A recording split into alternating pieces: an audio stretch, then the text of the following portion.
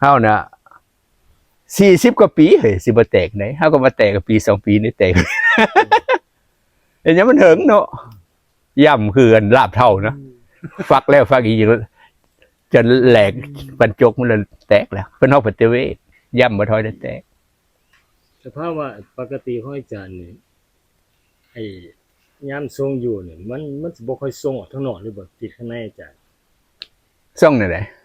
หรือมันสินิ่งตลอดบ่หรือว่านิ่งบริสุทธิ์ตัวนึงก็รู้อยู่ว่าไปรับทราบอารมณ์ทั้งหลายมันเหลือตัวเดียวอยู่รู้ตื่นเบิกบานอยู่ใช่มั้ย เหลือตัวนี้หรือว่ามีสติรู้ตัวทั่วพร้อมอยู่รู้ตัวเดียวนี่แหละตัวสุดท้ายอารมณ์มันตัดโดยอัตโนมัติเลย